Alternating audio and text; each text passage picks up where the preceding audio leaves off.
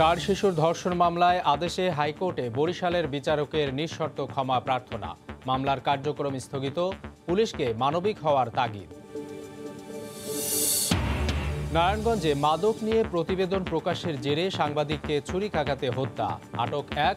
চাঁদা না পেয়ে সিলেটে পুলিশের বিরুদ্ধে যুবককে পিটিয়ে মারার অভিযোগ।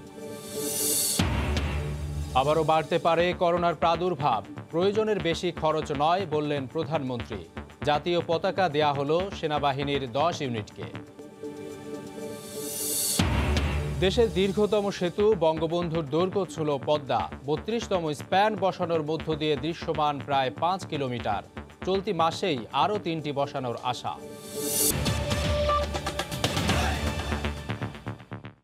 দেখছিলেন শিরোনাম, প্রবাসের সময়ের সঙ্গে আছি আমি সাবিত সারোয়া।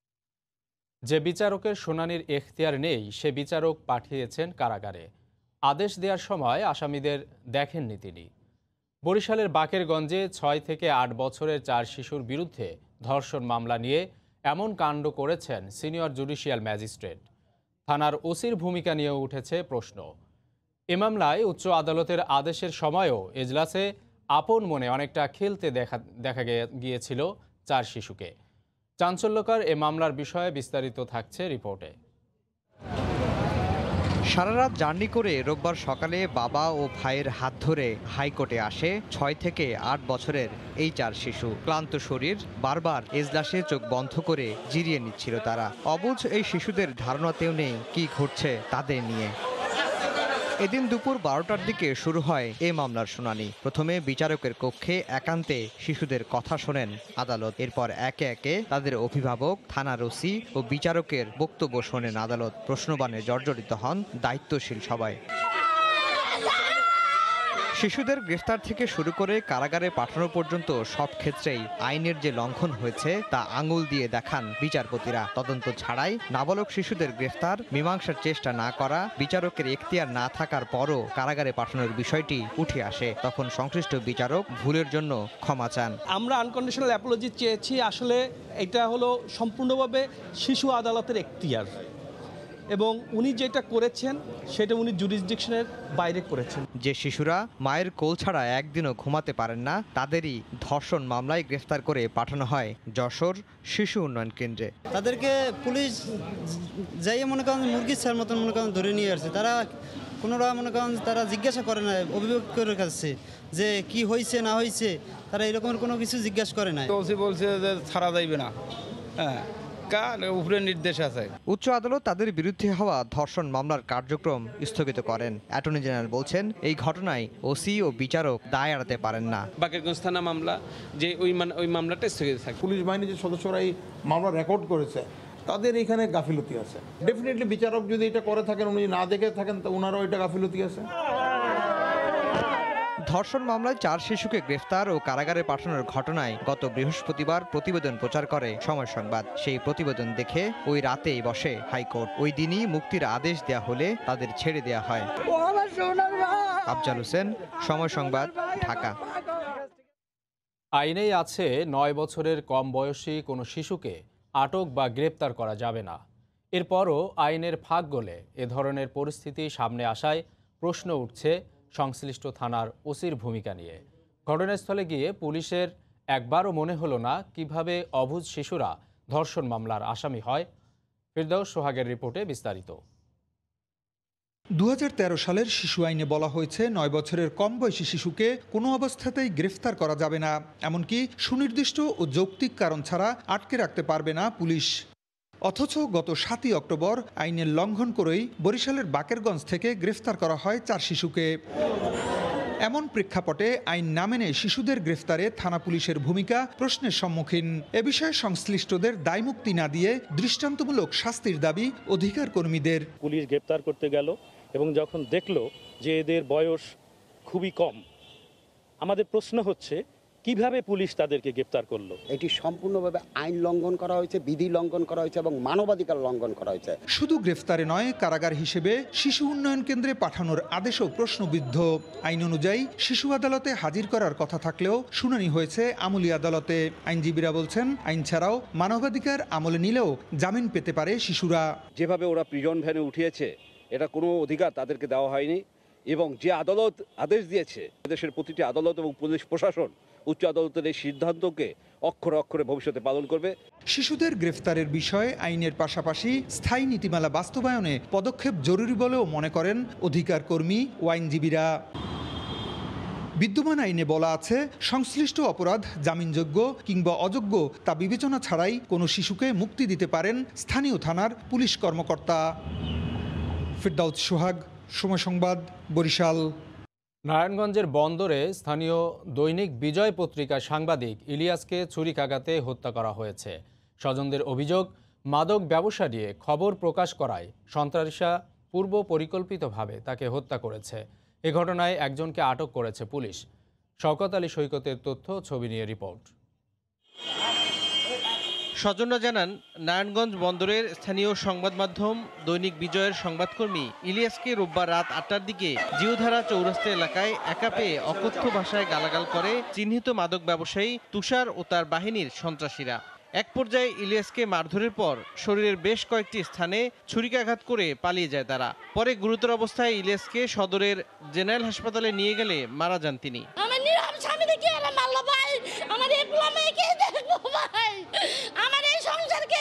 তুষার এবং তুর্জয় আদমপুরের রয়েছে অরিজিনাল কিলার। স্থানীয়দের অভিযোগ, মাদক ব্যবসায়ী তুষার বাহিনীর বিরুদ্ধে সম্প্রতি বিভিন্ন গণমাধ্যমে সংবাদ প্রকাশ হয়।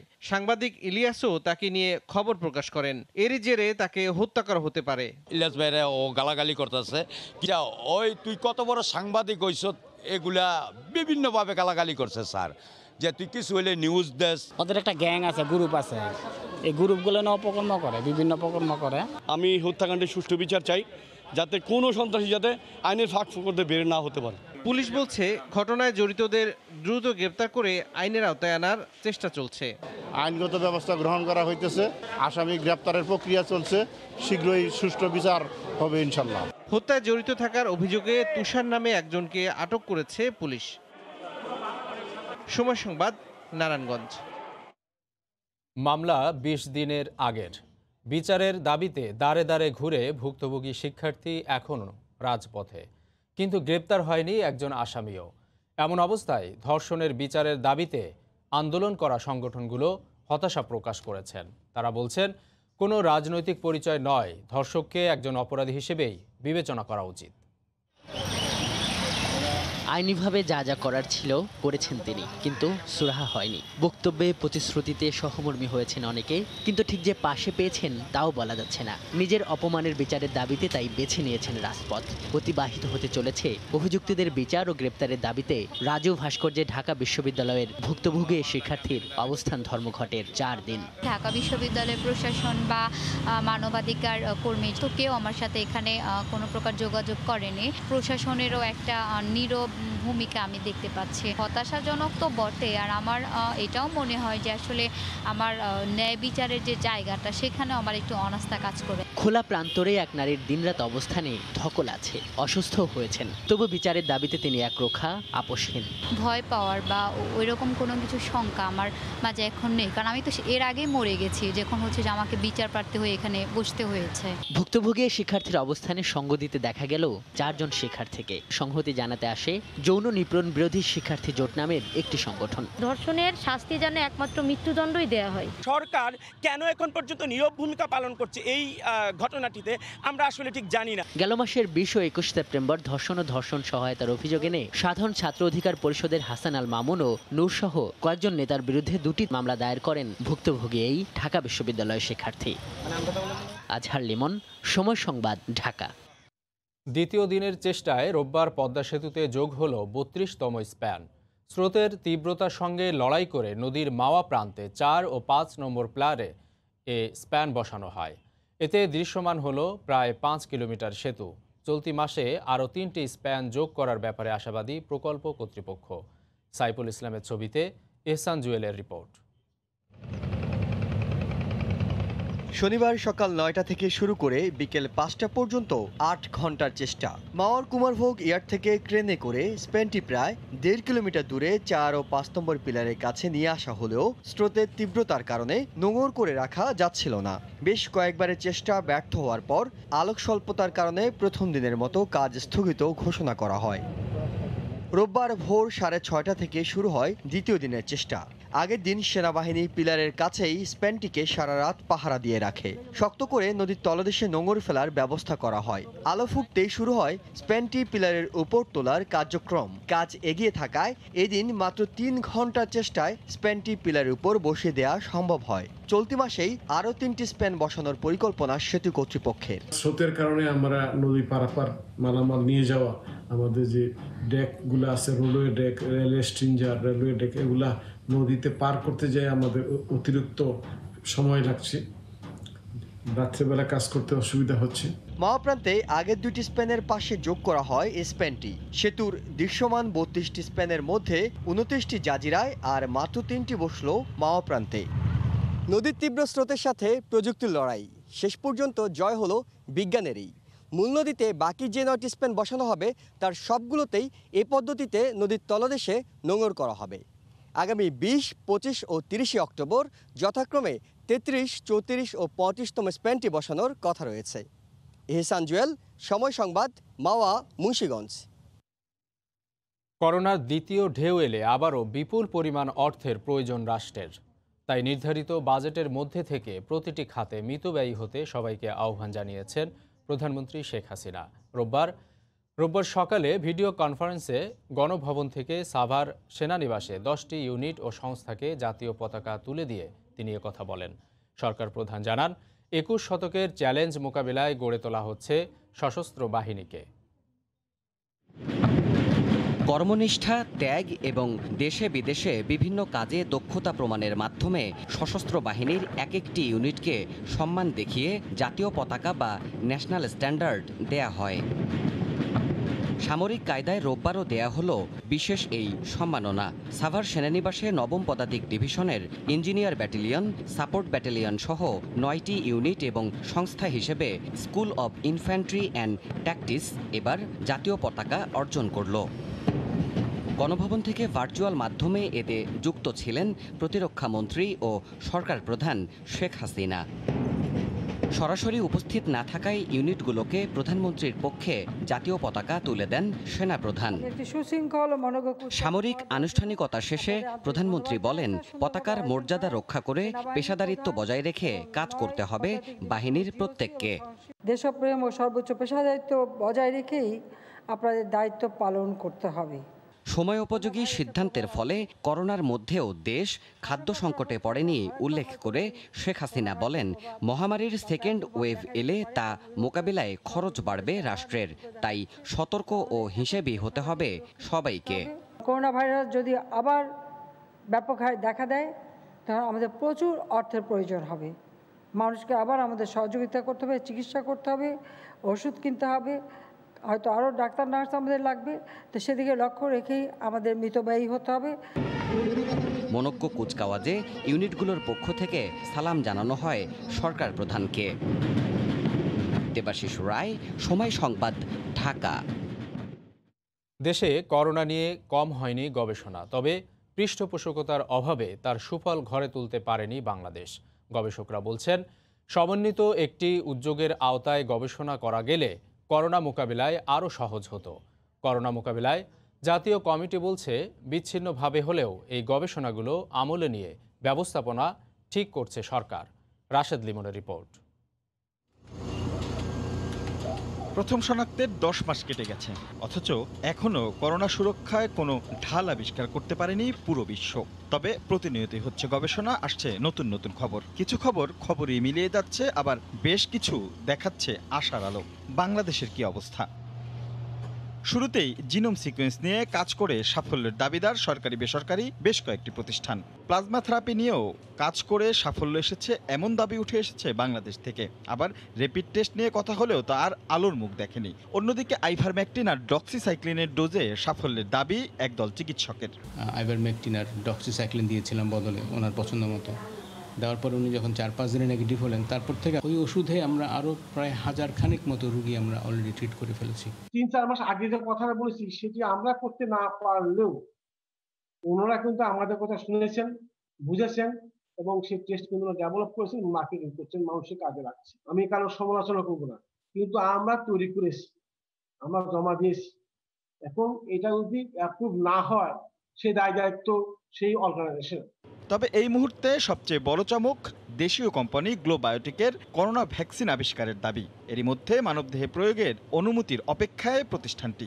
এখন আমরা আসলে ক্লিনিক্যাল ট্রায়ালে যাব, যেখানে হিউম্যান এর উপরে এই ভ্যাকসিনটি প্রয়োগ করা হবে। এই ভ্যাকসিনটি প্রয়োগ করার মতো সমস্ত ডাটা বা তথ্য উপাত্ত আমরা হাতে পেয়েছি। তবে বিচ্ছিন্ন সব গবেষণার সঠিক ফল মিলছে না দাবি গবেষকদের। বাংলাদেশকে এই গবেষণাগুলো করার জন্য যেভাবে দল গঠন করতে হয়, দল বলতে রিসার্চ টিম, এইটা বাংলাদেশ কখনোই কালচারালি বাংলাদেশ পারেনি।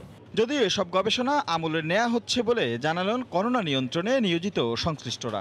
যেটাকে অনুমতি দেওয়ার মতো সেটা অনুমতি দেওয়া হয়, আর যেটাকে অনুমতিতে দেখা যায় দেওয়ার মতো না, এথিক্যালি এটা সাউন্ড না, নৈতিকতার বিচারে এটা ঠিক না, তখন সেটা বাদ দেওয়া হয়। দেশে প্রথম করোনা শনাক্ত হয় 8ই মার্চ। রাশেদ লিমন, সময় সংবাদ, ঢাকা। স্বাস্থ্য অধিদপ্তরের হিসেবে করোনায় আক্রান্ত হয়ে দেশে 24 ঘন্টায় 24 জন মারা গেছেন। নতুন শনাক্ত হয়েছেন 1193 জন রোগী। এ নিয়ে দেশে মোট রোগীর সংখ্যা 3,78,266 জন।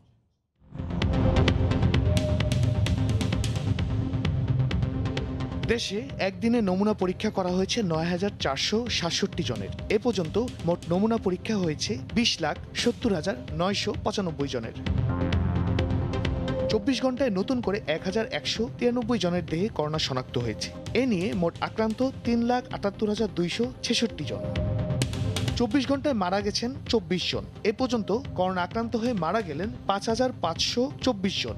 করোনা থেকে 24 ঘন্টায় সুস্থ হয়েছেন 1,495 জন। এ পর্যন্ত সুস্থ হয়েছেন 2,92,860 জন। চট্টগ্রামে যাত্রী সেজে প্রাইভেট কার ছিনতাইকারী চক্রের গ্রেপ্তার 6 সদস্যদের মধ্যে 4 জন আদালতে স্বীকারোক্তিমূলক জবানবন্দি দিয়েছে। দলনেতা নিজামকে 2 দিনের রিমান্ড মঞ্জুর করেছেন বিচারক। ছিনতাইয়ে বাধা পেলে চলন্ত গাড়ি থেকে চালককে ফেলে দিত বলে জানায় এই চক্রের সদস্যরা। শাখাওয়াত ত্রিপুর ক্যামেরায় বিস্তারিত জানাচ্ছেন কমল দে। সিআইডির তথ্য মতে বৃহত্তর চট্টগ্রামের গাড়ি চোর সিন্ডিকেটের অন্যতম বড় দল এটি। এ দলের সবার বিরুদ্ধে রয়েছে গাড়ি ছিনতাইয়ের অভিযোগে একাধিক মামলা। গত 26 সেপ্টেম্বর সীতাকুণ্ড থানার একটি গাড়ি ছিনতাইয়ের মামলার তদন্ত করতে গিয়ে সিআইডি এই চক্রের সন্ধান পায়। মূল হোতা মহিউদ্দিনকে আমরা চুয়াডাঙ্গা থেকে গ্রেফতার করতে সক্ষম হই। গ্রেফতার করার পরে তার কথা অনুযায়ী এই ঘটনার মূল পরিকল্পনাকারী নিজামউদ্দিনকে আমরা অ্যারেস্ট করি এবং পরে সোহেলকে আমরা গ্রেফতার করি। প্রাথমিক জিজ্ঞাসাবাদে আটককৃতরা স্বীকার করে জেলা ও নগরের বিভিন্ন স্থানে সংগঠিত অবস্থায় থাকে তারা। পরে যাত্রী বেশে টার্গেটকৃত গাড়িতে উঠে চালককে ফেলে দিয়ে গাড়ি ছিনিয়ে নিয়ে যায়। অনেক সময় গাড়ি আটকে রেখে বিকাশের মাধ্যমে মালিকের কাছ থেকে টাকা আদায় করে। গাড়িটা ভাড়া করে নিয়ে যায়, তারপর ড্রাইভারকে নামাই দিয়ে আমরা গাড়ি নিয়ে যাই, গাড়ি নিয়ে দিয়ে বিকেলে টাকা তুলি। নিজামউদ্দিন আমাদের লিডার, ওর মাধ্যমে আমরা কাজটা করি। কাজটা করার পর ওই টাকা তুলে ওকে দিয়ে ও আমাদের টাকাটা ভাগ করে দেয়। ওরা হচ্ছে যাত্রী বেশে তারা গাড়িতে উঠে তারপর গাড়ি ছিনতাই করে। ওই তারা নিরিবিলি জায়গায় গিয়ে ড্রাইভারকে ফেলে দেয়। যদি ড্রাইভার বাধা দেয় তো সেক্ষেত্রে হয়তো অনেক সময় ড্রাইভারকে মেরে ফেলে। বাকি সদস্যদের গ্রেপ্তারে অভিযান চালিয়ে যাচ্ছে সিআইডি। কমল দে, সময় সংবাদ, চট্টগ্রাম। প্রবাসের সময়ে আরও থাকছে। ফসল ও জীববৈচিত্র্য রক্ষায় চালু হলো চীনের তৈরি দেশের প্রথম হাইড্রোলিক এলিভেটর ড্যাম। চট্টগ্রামের আনোয়ারার বরুমচড়া ইউনিয়নের ভরাশঙ্ক খালে নির্মিত এই ড্যামটি উদ্বোধন করেন কৃষি ও ভূমিমন্ত্রী। রোববার দুপুরে কৃষি মন্ত্রণালয় থেকে ভিডিও কনফারেন্সের মাধ্যমে ড্যামটি উদ্বোধন করা হয়। এই ড্যামের কারণে ওই এলাকার সেচ সুবিধার পরিসর বাড়বে। রাবার ড্যামের সঙ্গে বাংলাদেশের মানুষ পরিচিত অনেক আগে থেকেই, কিন্তু এই প্রথম দেশে উদ্বোধন করা হলো আধুনিক প্রযুক্তির হাইড্রোলিক এলিভেটর ড্যাম। রাবার ড্যামের সঙ্গে এর মূল পার্থক্যই হলো রক্ষণাবেক্ষণ সহজ এবং স্বল্প সময়ে এটি ব্যবহার করা যায়। ড্যামটি উজান থেকে নেমে আসা মিঠা পানি সংরক্ষণ ও সাগর থেকে আসা লবণ পানির অনুপ্রবেশ ঠেকিয়ে ফসল রক্ষা করবে। এ কারণে এই এলাকার সেচ সুবিধার পরিসর বাড়বে। ফলে ৩,০০০ হেক্টর জমিতে 13,500 মেট্রিক টন খাদ্যশস্য উৎপাদন সম্ভব, যার আনুমানিক বাজার মূল্য 24 কোটি টাকা। এই ধরনের ব্রাত বাংলাদেশে প্রথম হচ্ছে এবং এটি আমরা পাইলট হিসাবে এখানে করছি। এটি যদি ভালো কাজ করে বাংলাদেশে আমরা আরও অনেকগুলো করব। এই কাজু বাদামের ডিমান্ড অনেক বেশি, সুতরাং বাংলাদেশে যদি আমরা এটার যদি একটা রেভলিউশন করতে পারি, আমি অত্যন্ত আশাবাদী আমরা এখানে বেশ সফলতা আমরা অর্জন করব এবং প্রচুর ফরেন কারেন্সি আমরা আর্ন করতে পারবো। সে সময় মন্ত্রী নিজ জেলার মানুষের সঙ্গে কথা বলেন আঞ্চলিক ভাষায়। বেগুম বালা আছো তো, আই তো হঠাৎ দিলাম বুরুমসানার দ্বিতীয় জন্মস্থান, আর মনে হয় হাজে প্রমাণ করাই দিয়ে আল্লাহ দিলে ইনশাআল্লাহ। তো ওনারা বেগুম বালা দেখুন, আয় সিটা উত্তর আজি সিদি ফজরত, তো ওনারা ইনশাআল্লাহ আল্লাহ রসুল দোয়ায় চিন্তা নগর গুণ বুরুমসারাত আল্লাহ দিলে আরো ফসল হবো আল্লাহ দিলি। বরুণচড়া ও বারখান এলাকার সংযোগ ব্রিজের কাজও করবে নবনির্মিত এই ড্যাম, পাশাপাশি ব্যবহৃত হবে পর্যটন কেন্দ্র হিসেবেও। হাতিকুর রহমান তমাল, সময় সংবাদ, ঢাকা। বিদ্যমান সমস্যাগুলো কাটাতে পারলে বছরে ৯,০০০ কোটি টাকার কাজু বাদাম রপ্তানি সম্ভব। তরুণ উদ্যোক্তাদের সমন্বয়ে চট্টগ্রামেই কাজু বাদামের প্রক্রিয়াজাতকরণ কারখানা গড়ে উঠলেও রয়ে গেছে যোগান স্বল্পতা। শাখাওয়াত টিপুর ক্যামেরায় বিস্তারিত জানাচ্ছেন কমল দে। কিছুদিন আগেও যে কাজু বাদাম ছিল অভিজাত মানুষদের জন্য বিদেশ থেকে আনা নাস্তার উপকরণ, সে কাজু বাদাম এখন প্রক্রিয়াজাতকরণ করা হচ্ছে দেশের কারখানায়। দেশের চাহিদা মেটানোর পাশাপাশি 2024 সালের মধ্যে বছরে 9,000 কোটি টাকার কাজু বাদাম বিদেশে রপ্তানি লক্ষ্যমাত্রা নিয়ে কাজ শুরু করেছে এ খাতের ব্যবসায়ীরা। বিশ্বে বর্তমানে 90,000 কোটি টাকার কাজু বাদামের চাহিদা রয়েছে। লক্ষ্যমাত্রা হচ্ছে 2024 সালের মধ্যে 9,000 কোটি টাকার প্রসেস কাজু বাদাম এক্সপোর্ট করা। যারা ইম্পোর্ট করছেন প্রসেস কাজু বাদাম অন্যান্য দেশ থেকে, তাদের বিপুল পরিমাণ যে ডিউটি ফাঁকি দিয়ে এটাকে বাজারে পরিণত করে রেখেছেন, এটা এখনও সবচেয়ে বড় বাধা। 3 পার্বত্য জেলাতে সীমিত আকারে চলছে কাজু বাদামের চাষ। বর্তমানে উৎপাদন 2000 মেট্রিক টন। ব্যবসায়ীরা বলছেন আগামীতে কাজু বাদামে হয়ে উঠতে পারে দেশের অন্যতম রপ্তানি খাত। এক্ষেত্রে 3 পার্বত্য জেলায় সরকারের পক্ষ থেকে নেওয়া হয়েছে কাজু বাদাম বাগান তৈরির বিশেষ প্রকল্প। এই অবস্থায় 3 পার্বত্য জেলায় কাজু বাদামের চাষ বাড়াতে 50 কোটি টাকার একটি প্রকল্প নিয়েছে সরকার। সোমবার মন্ত্রী পরিষদ বৈঠকে অনুমোদন পেতে যাচ্ছে এই প্রকল্প। প্রায় 2 লাখ হেক্টর পাহাড়ি ভূমি কাজু বাদাম চাষের আওতায় আনার ব্যবস্থা নেওয়া হচ্ছে। যারা বাগান করেন তাদেরকে বিনা পয়সায় ট্রেনিং সহ সমস্ত কিছু গাছপালা চারা যা লাগে সব কিছু তাদেরকে দিয়ে পরিপূর্ণ বাগান করে দিয়ে তাদেরকে হস্তান্তর করা, এটা হচ্ছে আমাদের প্রকল্প।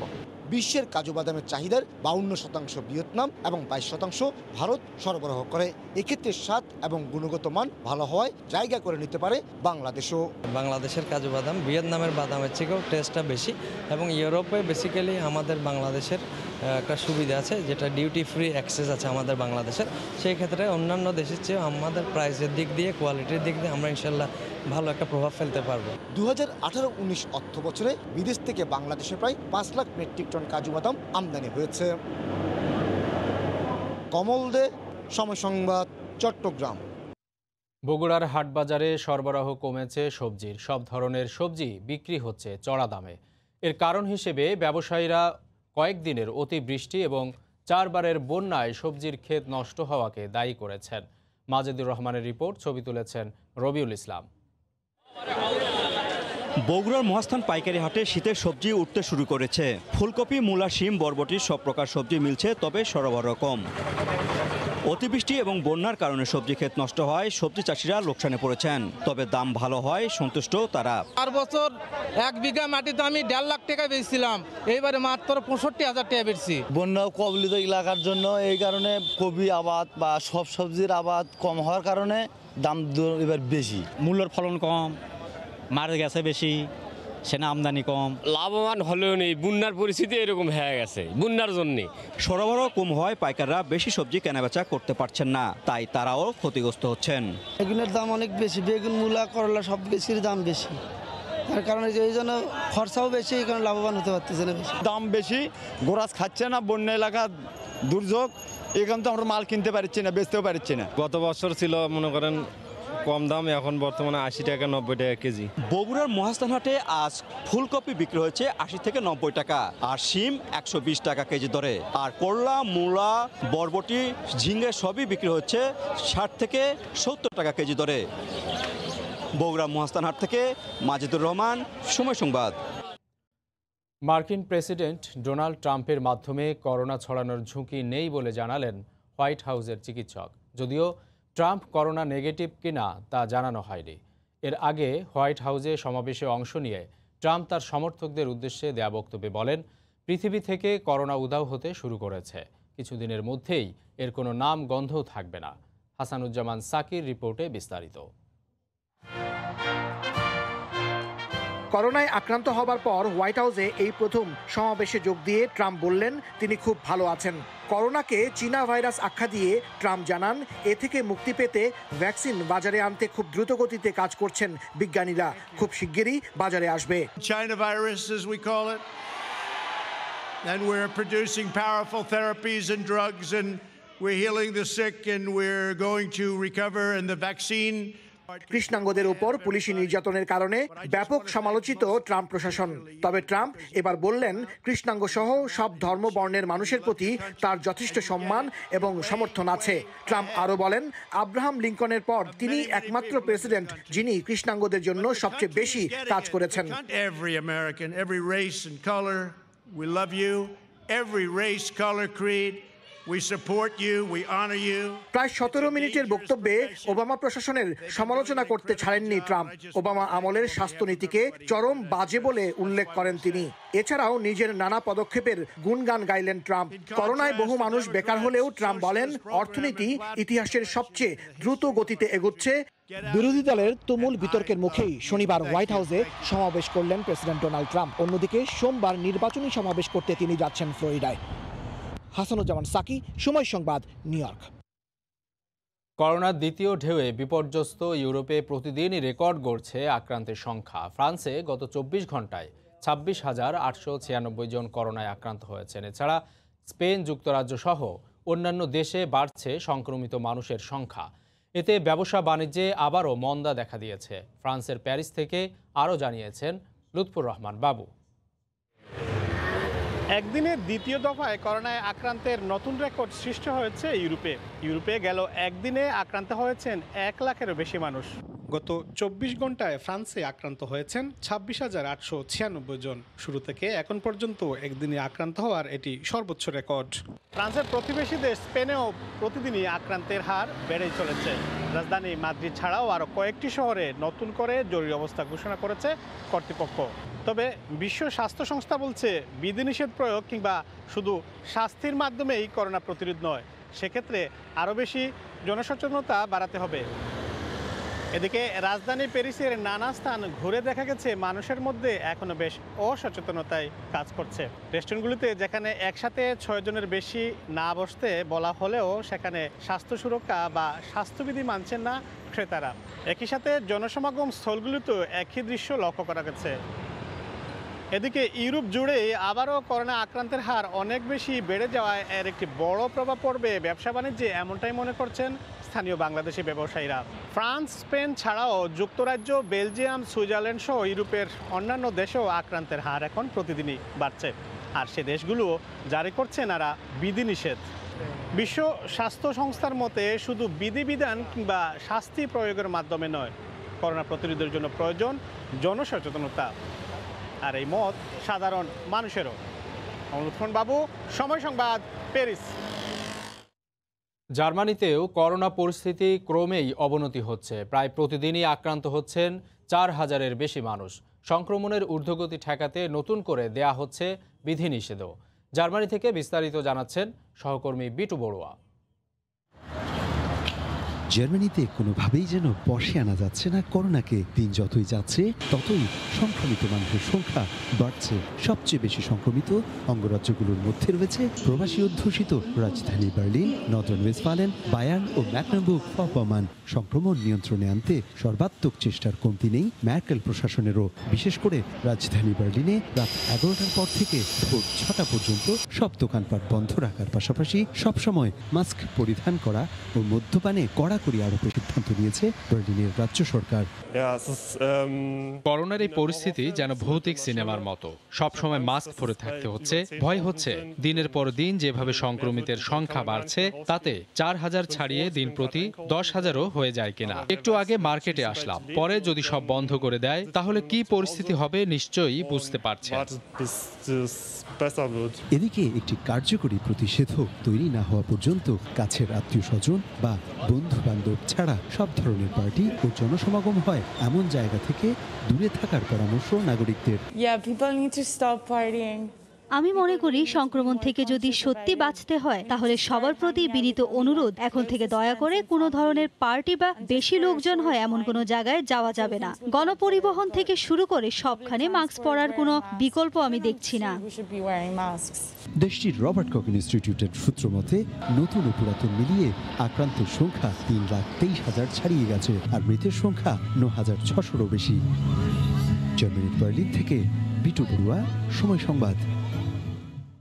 ইতালি জুড়ে মাস্ক ব্যবহার বাধ্যতামূলক করার 3 দিনের মাথায় রাজধানী রোমে মাস্ক বিরোধী বিক্ষোভ হয়েছে। এদিকে করোনার দ্বিতীয় ঢেউয়ে ক্রমাগত আক্রান্তের সংখ্যা বাড়তে থাকায় দেশটির বিভিন্ন প্রদেশে লকডাউনের চিন্তা করছেন গভর্নররা। রোম থেকে জুমানা মাহমুদের রিপোর্ট। দেশজুড়ে ঘরের বাইরে মাস্ক ব্যবহার বাধ্যতামূলক করার পর রাজধানী রোমে আবারও মাস্ক বিরোধী বিক্ষোভ করেছে নাগরিকরা। 1 মাসের মাথায় আয়োজিত মাস্ক বিরোধী এই দ্বিতীয় সমাবেশে আইন অনুযায়ী অংশগ্রহণকারীরা অনেকেই মাস্ক পরেছেন। তারা বলেছেন তাদেরকে বাধ্য করা হয়েছে মাস্ক পরতে। যারা পরেননি তাদের অনেককেই জরিমানা করা হয়েছে এবং আটকও করা হয়েছে সমাবেশ থেকে। ইতালিতে লকডাউনের সময় উত্তরাঞ্চলীয় প্রদেশগুলোতে আক্রান্তের সংখ্যা ভয়াবহ থাকলেও রাজধানী রোম, কাম্পানিয়া বিভাগ সহ অনেকগুলো বিভাগের আক্রান্তের সংখ্যা ছিল তুলনামূলক কম। দ্বিতীয় ঢেউয়ে এসে লকডাউনের সময়ের চেয়েও অনেক বেশি আক্রান্ত হচ্ছে দক্ষিণাঞ্চলের বিভাগগুলোতে। ফলে কাম্পানিয়া বিভাগের গভর্নর বলেছেন, আক্রান্তের সংখ্যা আরও কিছু বাড়লে আবারও লকডাউন ঘোষণা করা হবে। করোনায় আক্রান্তের সংখ্যা বেড়ে যাওয়ায় প্রবাসী বাংলাদেশিরাও এখন আতঙ্কিত হয়ে পড়েছেন। তারা সবার প্রতি স্বাস্থ্যবিধি মেনে চলার অনুরোধ জানিয়েছেন। হঠাৎ করে করোনা আক্রান্তের সংখ্যা বেড়ে যাওয়াতে ইতালি বিভিন্ন প্রদেশে আবার নতুন করে লকডাউন দেওয়ার চিন্তা ভাবনা করছেন সরকার। তবে সেক্ষেত্রে আমরা যারা বাঙালি আছি তারা হয়তো বা আবারও সমস্যার মুখোমুখি হতে পারি। এভাবে দিনের পর দিন এভাবে যদি চলতে থাকে আবার লকডাউন আসতে পারে। যদি আবার লকডাউন আসে আমাদের ব্যবসা বাণিজ্য দোকানপাট বন্ধ করে দিতে হবে, আমরা খুব অর্থনৈতিকভাবে ক্ষতিগ্রস্ত হয়ে যাব। ইতালিতে গত 2 দিনে 10,000-এরও বেশি মানুষ করোনায় আক্রান্ত হয়েছেন। তবে আশার কথা হলো আক্রান্তের তুলনায় মৃতের সংখ্যা কম। ইতালির রোম থেকে জুমানা মাহমুদ, সময় সংবাদ। দুবাই এয়ারপোর্টে আটকে পড়া 126 যাত্রীর মধ্যে 104 জনকে দেশে ফেরত পাঠানো হয়েছে। দুবাইয়ে ঢোকার অনুমতিপত্র না থাকায় তাদের ফিরতে হলো। দুবাইয়ের বাংলাদেশ কনসুলেট জানায়, যাত্রীরা আটকে পড়ার পর সার্বিকভাবে চেষ্টা করা হয়েছে তারা যেন দুবাইয়ে ঢুকতে পারে। তবে আইনের আওতায় না পড়ায় সে চেষ্টা ব্যর্থ হয়েছে। শনিবার সকালে ফ্লাই দুবাইয়ের একটি ফ্লাইট দুবাইয়ে অবতরণ করে। স্থানীয় ভিসা থাকায় 22 জন বাংলাদেশি যাত্রী তাদের স্পন্সরের জিম্মায় দুবাই ঢোকার সুযোগ পায়। বাকি 104 জনের কাছে অনুমতিপত্র না থাকায় একদিন দুবাই এয়ারপোর্ট অবস্থানের পর সকালে তাদের দেশে ফিরতে হয়েছে। 7টি বড় ও বেশ কিছু ছোট ছোট পাহাড় নিয়ে আধুনিক পাহাড়ি জনপদ পর্তুগালের রাজধানী লিসবন। ছোট পরিসরের উঁচু নিচু সড়ক হলেও নেই তেমন যানজট বা বিশৃঙ্খলা। আইনের যথাযথ প্রয়োগের পাশাপাশি নিয়ম মানার ফলেই নগরে দুর্ঘটনা কম বলছেন প্রবাসী বাংলাদেশিরা। লিসবন থেকে তারিকুল হাসান আশিকের রিপোর্ট। অনেকের কাছে 7 হিলস সিটি নামেও পরিচিত পর্তুগালের রাজধানী লিসবন। পুরো শহরই পাহাড়ের উপর হওয়ায় সড়ক মহাসড়কগুলো বেশ উঁচু নিচু। শুধু লিসবন নয়, বন্দরনগরী পোর্তো সহ অনেক শহরের স্বল্প প্রস্থের একই রাস্তায় একসঙ্গে চলছে ট্রাম, ব্যক্তিগত বিভিন্ন যানবাহন, এমনকি বাসও।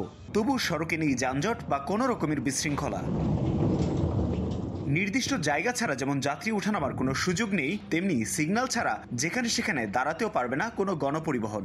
নির্দিষ্ট গতিসীমার উপর গাড়ি চললেই স্বয়ংক্রিয় ক্যামেরা তা ধরবে এবং পরবর্তীতে ঘরে পৌঁছে যাবে জরিমানার কাগজ। যত্রতত্র পার্কিংয়েও রয়েছে বড় জরিমানা। আমরা আসলে দেখেই শিখতেছি এবং আমরা এসব রোডের যেসব জেব্রা ক্রসিং, যেসব ট্রাফিক সিগন্যাল, যেসব ইয়েলো বক্স আছে ওখানে কখনোই আমরা গাড়ি থামানোর চেষ্টা করি না, কারণ যেটা রুলস আছে আমাদের অবশ্যই ফলো করতে হবে এবং এই রুলস সবাই ফলো করে বলেই এই দেশে কোনো যানজট কিছুই নেই, কোনো ধরনের দুর্ঘটনার হয় না। এর মূলত একটাই কারণ, সেটা হচ্ছে ট্রাফিক রুলস সবাই স্ট্রিক্টলি ফলো করে। আর আপনি যদি অমান্য করেন সেক্ষেত্রে আপনার জন্য রয়েছে অনেক বড় জরিমানার ব্যবস্থা। লিসবনে শতকরা 40% মানুষ ব্যক্তিগত গাড়ি ব্যবহার করায় বিভিন্ন স্থানে পার্কিংয়ের ব্যবস্থা করেও বড় অঙ্কের রাজস্ব আদায় করছে সরকার। শুধু আইন এবং আইনের কঠোর প্রয়োগের বাইরেও ইউরোপিয়ানদের মধ্যে নেই ঝুঁকিপূর্ণ ওভারটেকিংয়ের মতো অসুস্থ প্রতিযোগিতা। যেটি রয়েছে সেটি হচ্ছে পরস্পরকে ছাড় দেওয়ার মানসিকতা। আর তাই তো মহাসড়কে মৃত্যুর মিছিলও খুব বেশি দীর্ঘ নয়। তারিকুল হাসান আশিক, সময় সংবাদ, লিসবন, পর্তুগাল। এ পর্যায়ে শীর্ষ সংবাদ জানিয়ে দিচ্ছি আরেকবার। 4 শিশুর ধর্ষণ মামলায় আদেশে হাইকোর্টে বরিশালের বিচারকের নিঃশর্ত ক্ষমা প্রার্থনা, মামলার কার্যক্রম স্থগিত, পুলিশকে মানবিক হওয়ার তাগিদ। নারায়ণগঞ্জে মাদক নিয়ে প্রতিবেদন প্রকাশের জেরে সাংবাদিককে ছুরিকাঘাতে হত্যা, আটক 1, চাঁদা না পেয়ে সিলেটে পুলিশের বিরুদ্ধে যুবককে পিটিয়ে মারার অভিযোগ। আবারও বাড়তে পারে করোনার প্রাদুর্ভাব, প্রয়োজনের বেশি খরচ নয় বললেন প্রধানমন্ত্রী। জাতীয় পতাকা দেয়া হলো সেনাবাহিনীর 10 ইউনিটকে। এই ছিল প্রবাসী সময়। সঙ্গে থাকুন সময়।